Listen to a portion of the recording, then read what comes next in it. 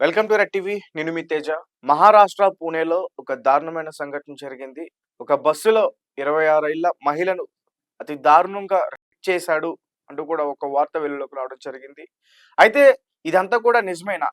అంటే తనని ఒక బస్ స్టాప్‌లో రేప్ చేస్తుంటే అక్కడ చుట్టుపక్కల ఎవరు చూడలేదా? ఆపే ప్రయత్నం చేయలేదా? అసలు ఇది ఎలా జరిగింది? పైగా ఆ నిందితుడి కోసం పోలీసులు ఇప్పటివరకు 13 బృందాలుగా గాలింపు చర్యలు చేస్తున్నారంటూ కూడా ఒక వార్త వెలుగులోకి రావడం జరిగింది. ఒకసారి పూర్తి విషయాలన్నీ కూడా మనం తెలుసుకునే ప్రయత్నం చేద్దాం. సో, ఈ సంఘటన వచ్చేసి మహారాష్ట్ర పూణే స్వాగత్‌లో జరిగింది. అమ్మాయి సత్యం జిల్లాలోని పతానికి వెళ్ళాలి బస్సులో. ఎంఎస్ఆర్‌టీసీ బస్ స్టేషన్‌కి దగ్గరలో ఆమె నిలబడి ఉంది. 25వ తేదీ ఫిబ్రవరి ఎర్లీ మార్నింగ్ 6కి. సో, అక్కడికి ఆమె వెయిట్ చేస్తుంది. బస్సొస్తుంది. బస్సొచ్చిన తర్వాత బస్సెక్కి ఊరెళ్దాం అని చెప్పేసి ఆమె అనుకుంటుంది. అదే టైంలో ఎవరైతే ఇప్పుడు మనం నిందితుడి గురించి మాట్లాడుకుంటున్నామో ఆ వ్యక్తే ఆ అమ్మాయి దగ్గరికి చేరుకున్నాడు. అక్కడికి వెళ్లి చాలా చిన్నగా, "అక్క, మీరు చాలా సేపటి నుంచి ఇక్కడ వెయిట్ చేస్తున్నారు. మీరు ఊరు వెళ్ళడానికి ఇక్కడికి బస్సులు రావు. దగ్గరలోనే ఒక డిపో ఉంది. MSRTC depot. సో, అక్కడికి మీరు ఊరు వెళ్ళే బస్సొస్తుంది. మీకు తెలియకపోయి ఉండొచ్చు. నేను తీసుకెళ్తా" అని చెప్పేసి ఈమె నిలబడున్న ఆ బస్ స్టాప్‌కి ఇతను చెప్పిన ఆ డిపో 100 మీటర్ల దూరంలో ఉంది. అతని మాటలు నమ్మి ఆమె అతనితో పాటు ఆ బస్ స్టాప్‌కెళ్ళింది. వెళ్ళిన తర్వాత అక్కడ ఎంఎస్ఆర్‌టీసీ బస్ అంటే బస్సులన్నీ ఆగున్నాయి. ఆగున్న బస్సులో ఎవరికీ కనిపించకుండా, ఎవరు తనని చూడకుండా మెల్లగా ఆమెను తీసుకొని ఒక బస్సునైతే ఎక్కించాడు. ఎక్కించిన తర్వాత లైట్స్ అన్నీ ఆపేశాడు. మరి అంత లైట్స్ ముందే ఆన్ చేసున్నాయి. ఎందుకు ఆన్ చేసున్నాయి? ఎవరు లేని బస్సులో ముందు లైట్స్ ఎందుకు ఆన్ చేసున్నాయి? అంటే అక్కడ కండక్టర్లు గాని, డ్రైవర్లు గాని ఎవరు కూడా చూడలేదా? అంటే వాళ్ళ నిర్లక్ష్యం కూడా కనిపిస్తుంది. అంటే వాళ్ళ బస్సునంతా ఫ్రీగా ఎలా వదిలేసారు ఆళ్ళు. తర్వాత ఆ బస్సులోకి తీసుకెళ్ళిన తర్వాత లైట్స్ ఆఫ్ చేశాడు. మరి కాసేపట్లో కండక్టర్ ఇక్కడికొస్తాడు. డ్రైవర్ కూడా వస్తాడు. బస్ తీస్తాడు. బస్ స్టాప్‌కి తీసుకెళ్ళి అంటూ కూడా చెప్తున్నారు. తర్వాత తను అంటే మెల్లగా అక్కడ ఎవరు చూడకుండా ఎవరైనా నన్ను చూస్తున్నారా లేదా? నన్ను ఎవరైనా అనుసరిస్తున్నారా లేదా? అని చెప్పేసి సైలెంట్‌గా ఆ బస్ ఎక్కి ఆ బస్ డోర్ లాక్ చేసి పైగా అది ఏసీ బస్. అంటే లోపల మనం ఏది మాట్లాడుకుంటున్నా, లోపల ఎలాంటి సిట్యుయేషన్ జరిగినా, గట్టిగా శబ్దం చేసినా బయటకి వినపడని పరిస్థితి ఉంటుంది ఏసీ బస్‌లో. ఆ అమ్మాయి పైన అగత్యానికి పాల్పడ్డాడు. తన పైన అత్యాచారం చేశాడు. తర్వాత అక్కడి నుంచి అతను పారిపోయాడు. తర్వాత అంటే ఒక కూరగాయల బండెక్కి పారిపోయాడని చెప్తున్నారు. బట్ అది ఎంతవరకు వాస్తవం అనేది మాత్రం తెలీదు. ఆ అమ్మాయి వాళ్ళ ఫ్రెండ్‌కి ఫోన్ చేసింది. ఫోన్ చేసి ఆ ఫ్రెండ్ అక్కడికి చేరుకున్నాడు. తర్వాత పోలీస్ స్టేషన్‌కెళ్ళి మొత్తం కూడా కంప్లెయింట్ ఇచ్చారు. పోలీసులు అతని గురించి గాలింపు చర్యలు చేశారు. మొత్తం అక్కడ సీసీటీవీ ఫుటేజ్ అవన్నీ కూడా కలెక్ట్ చేసుకున్నారు. కాకపోతే అంటే ఇక్కడ ఆ అమ్మాయి ఎక్కిన బస్సులో పోలీసులు తర్వాత వెళ్లి చూస్తే కొన్ని వందలాది కాండోమ్స్ దొరికాయి. కొన్ని అమ్మాయిల దుస్తులు దొరికాయి. ముఖ్యంగా దుస్తులు దొరికాయి. సో, దాని తర్వాత పోలీసులు షాక్ అయ్యారు. ఒక బస్సులో అది ఎంఎస్ఆర్‌టీసీ అనే బస్సులో అంటే చాలా మంది తిరిగే అలాంటి బస్సులో అసల కాండోమ్స్ ఉండడం ఏంటి? లోదుస్తులు ఉండడం ఏంటి? చాలా సేపు అసలు ఆశ్చర్యపోయారు. అయితే నిందితుడిని మొత్తానికి పట్టుకోవడానికి చాలా తీవ్రంగా గాలింపు చర్యలు చేశారు. ముఖ్యంగా అతన్ని పట్టుకోవడానికి 13 బృందాల కింద పోలీసులు వీడి అతన్ని పట్టుకోవడానికి ప్రయత్నించారు.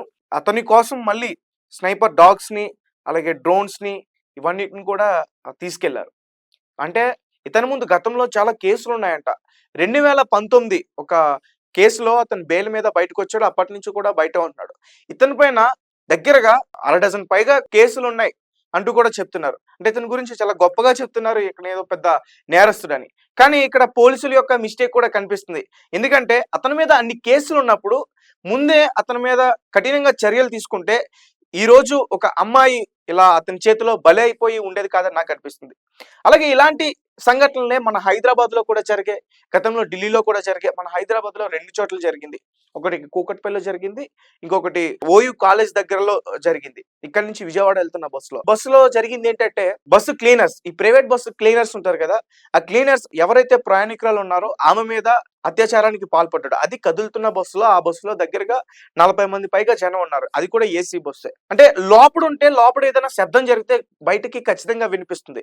అంటే లోపల ఎవరు లేకపోతే ఖచ్చితంగా ఎవరికీ వినిపించదు ఏసీ బస్సులో. సాధారణంగా మన ఇంట్లో కూడా అంతే. మొత్తం అంతా క్లోజ్‌గా ఉంటుంది. ఎక్కడ కూడా ఎయిర్ బయటికి వెళ్ళకూడదని చెప్పేసి అంత క్లోజ్డ్‌గా ఉంటుంది. ఈ బస్సులో కూడా అదే పరిస్థితి. మరి ఇక్కడ అంటే ఆ కేసు విషయంలో ఏమైందంటే అమ్మాయి ప్రమేయం లేకుండా, అమ్మాయికి ఇష్టం లేకుండా ఇది జరగలేదని చెప్పేసి కూడా ఒక కేసు జరిగింది. ఇన్వెస్టిగేషన్ చేస్తే మొత్తం పూర్తి విషయాలన్నీ కూడా బయటపడ్డాయి. కావాలనే అమ్మాయి కంప్లెయింట్ ఇచ్చిందని తెలుసుకున్నారు. వాళ్ళకి తగిన శిక్షలైతే ఇచ్చారు. అలాగే మియాపూర్‌లో కూడా ఇలాగే జరిగింది. వాళ్ళకి కూడా ఇటువంటి విధంగానే శిక్షలిచ్చారు. ఇక్కడేంటంటే అసల అమ్మాయి వెళ్ళినప్పుడే లైట్స్ ముందే ఆన్ చేసి అసలు ఎలా ఉన్నాయి? అసలు ఆ బస్సుకు సంబంధించిన డ్రైవర్ గాని, ఆ బస్సుకు సంబంధించిన కండక్టర్ గాని, కండక్టర్ ఆర్ క్లీనర్ వాళ్ళిద్దరూ కూడా ఎక్కడున్నారు? ఆ బస్సు నంబర్ ఏంటి? ఇవన్నీ కూడా ఇప్పటివరకు బయటకొచ్చే ప్రయత్నం చేయలేదు. ఇక్కడే మనకి క్లియర్‌గా అర్థమవుతుంది. గవర్నమెంట్ అంటే అక్కడ ఎవరైతే ఉన్నారో వాళ్ళకి సపోర్ట్ చేస్తుంది. ఆ డిపో మేనేజ్‌మెంట్ కూడా సపోర్ట్ చేస్తుందని క్లియర్‌గా అర్థమవుతుంది. అక్కడ కొంతమంది పొలిటికల్‌కి సంబంధించిన లీడర్స్ ఆ డిపో దగ్గరికెళ్లి ధర్నా చేశారు. అక్కడ డిపోలో మేనేజ్‌మెంట్ చక్కగా లేదు. ఎవరు కూడా అక్కడ సరిగ్గా పట్టించుకోవట్లేదు. సరైన వసతులు కూడా ఇక్కడ లేవు. ముఖ్యంగా ఇక్కడ మహిళలకు అసలు భద్రత కూడా లేదు. ఇష్టం వచ్చినట్టు ఇష్టాచారంగా ఇక్కడ కొంతమంది యువత వచ్చి గంజాయి తాగడం, సిగరెట్లు తాగడం బస్ స్టాప్‌లోని ఇలాంటివి కూడా అన్ని చేస్తారంటూ కూడా అక్కడ వాళ్ళు చెప్పారు. చాలా సేపటి వరకు కూడా ధర్నా చేస్తారు. తర్వాత పోలీసులు వచ్చి వాళ్ళని అక్కడి నుంచి తీసుకెళ్లారు. ఇది పూణేలో జరిగిన సంఘటన. ఇలాంటివి చాలా ఇప్పటివరకే మన దేశంలో పలు రాష్ట్రాల్లో ఇప్పటికే ఇలాంటివి చాలా జరుగుతున్నాయి. కాకపోతే నాకొచ్చిన డౌట్ ఏంటంటే అంటే అమ్మాయి 26 ఏళ్ల అమ్మాయి అంటే తను అంత అమాయకురాలా? తనకి ఊరు వెళ్ళడానికి బస్సు ఏది ఎక్కాలో తెలీదా? ఆమె అసలు ఒంటరిగా బయటికెందుకొచ్చింది? ఆమె పైన అత్యాచారం జరిగిన తర్వాత ఫ్రెండ్‌కి ఫోను చేసి చెప్పిందంటుంది. అంటే మరి ముందే ఫోను చేసి ఫ్రెండ్‌కి చెప్పొచ్చు కదా! కనీసం ఆమెను తీసుకెళ్తంటే ఆ టైంలో ఎవరు కూడా చూడలేదా? అంటే ఈ సంఘటన జరిగి దాదాపు ఫిబ్రవరి 25 ఎర్లీ మార్నింగ్ 6 గంటలకు జరిగిందనుకుంటున్నారు. ఎర్లీ మార్నింగ్ 6 గంటలకి ఆమె అక్కడుంది. సీసీటీవీలో వచ్చిన టైం ప్రకారం. ఆమె పైన ఈ ఘటన సుమారు 6:40 నిమిషాలకి ఆ టైంలో జరిగుంటుంది. మాక్సిమం ఆ టైంకి అందరూ జనాభా వస్తారు, చూస్తారు. కాకపోతే అంటే ఇతను తీసుకెళ్లడం ఆగి ఉన్న బస్సుల దగ్గరికి తీసుకెళ్ళాడు. ఎవరు లేని ప్లేస్‌కి తీసుకెళ్ళాడంటూ కూడా చెప్తున్నారు. మరి ఇతనికి బస్ కీస్ ఎక్కడియి అసల? బస్ డోర్ ఓపెన్ చేయడానికి కీస్ ఎక్కడున్నాయి? సాధారణంగా ఏసీ బస్ కంటే ఖచ్చితంగా వాళ్ళకి అన్ని లాక్స్ ఉంటాయి. లోపల ఎటువంటి వస్తువులు గాని, ఇవి గాని తీసుకెళ్లకుండా, ఎవరు దొంగిలించకుండా ముందుగానే లాక్ చేసి పెట్టుకుంటారు. మరి ఇతనికి కీస్ ఎక్కడొచ్చాయి? తర్వాత ఇతను కూరగాయల బండెక్కి పారిపోయాడని చెప్తున్నారు. ఇంటికెళ్ళిన తర్వాత డ్రెస్ మార్చుకున్నాడని చెప్తున్నారు. షూ మార్చుకున్నాడని చెప్తున్నారు. తర్వాత తనకి సంబంధించిన ఒక పొలంలోకెళ్ళిపోయి దాక్కున్నాడంటూ కూడా చెప్తున్నారు. మరి ఇతని గురించి ఇంత సమాచారం వచ్చినప్పుడు ఇతన్ని పట్టుకోవడానికి ఎందుకు 3 రోజులు టైం పట్టింది? అసలు ఇతను ముందే దొరికాడా? లేకపోతే 3 రోజుల తర్వాత దొరికాడా? అసలు నిజంగానే ఆ అమ్మాయి పైన అత్యాచారం జరిగిందా? లేదా? ఇంకా ఫారెన్సిక్‌కి సంబంధించిన రిపోర్ట్స్ అన్నీ గూడా బయటికి రావాలి. సో, దాని తర్వాత అసలు ఏంటి? ఈ కథ ఏంటి? అనేది మనకి పూర్తిగా తెలుస్తుంది. కాకపోతే ఇదేంటంటే మన దేశవ్యాప్తంగా చాలా సెన్సేషనల్ అయిన న్యూస్.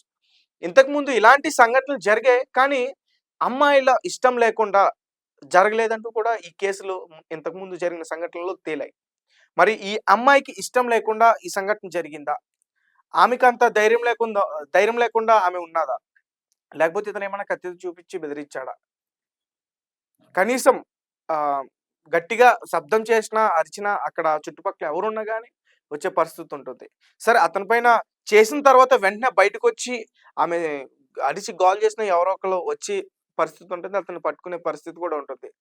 కానీ ఆమె తీరుగ్గా ఆళ్ళ ఫ్రెండ్‌కి ఫోను చేసి చెప్పింది. తర్వాత ఆళ్ళ ఫ్రెండ్ తీసుకెళ్ళి కంప్లెయింట్ ఇచ్చాడంటూ కూడా చెప్తున్నారు. సరే చూద్దాం. ఇప్పటికైతే అతన్ని పట్టుకున్నారు. అసలు ఏం జరిగింది? ఎలా జరిగింది? మొత్తం గూడా విచారణ చేస్తారు.